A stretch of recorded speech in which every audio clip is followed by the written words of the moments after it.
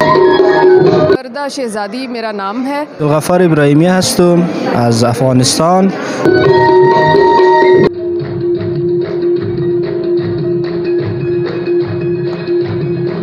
وردہ شہزادی میرا نام ہے اور میں انڈس کلچرل فورم کی ممبر ہوں. ایک وقت تھا پہلے جب ہمیں مادری زبانوں کو اتنا جو تھا پیچھے کیا گیا اور اردو ہر طرف ہوا، لیکن اب تھوڑی تبدیلی آ گئی ہے. ابھی ہم لوگ بچوں کو دیکھتے ہیں کہ وہ اپنی زبان میں بات کر رہے ہیں. جس کا بچہ ہے نا وہ اتنے کمپلیکسز کا شکار نہیں ہے جتنا ہم لسانی طور پہ اور کلچرل طور پہ مسائل کا شکار رہے ہیں. تو ان کو زیادہ بہتر طریقے سے یہ لوگ جانتے ہیں اپنی زبان کو، اس پہ زیادہ مجھے پوری امید ہے کہ یہ لوگ زیادہ بہتر طریقے سے کام کریں گے اپنی زبانوں میں.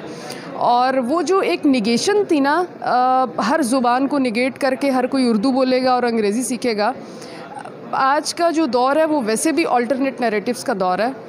اور ایک زبان کی اہمیت تو گوگل ٹرانسلیٹر نے ویسے ہی ختم کر دی ہے.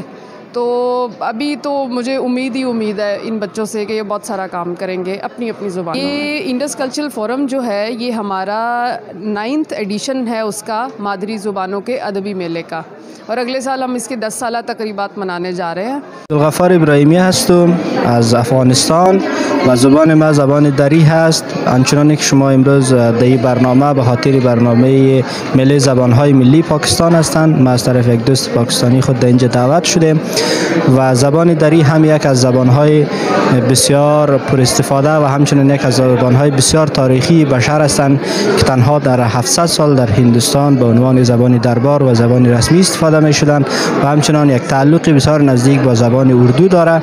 و ما بسیار شاعران نویسنده های بزرگ در زبان دری داریم، مثل علامه اقبال لاهوری هم یک از بنیانگذاران های زبان اردو هستند که اونا خودشان یک شاعری زبان فارسی دری هستند.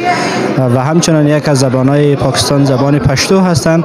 زبان پشتو یک زبان مشترک بین افغانستان و پاکستان هستند که ما به همه از این زبانها افتخار میکنیم. و همچنان زبان بلوچی هستند، هم یک زبان مشترک بین افغانستان و پاکستان هستند و اینا در کل زبانهای هستند که در مناطق منطقه و اطراف پاکستان و افغانستان مروج هستند. تشکر شما، سلامت باشید.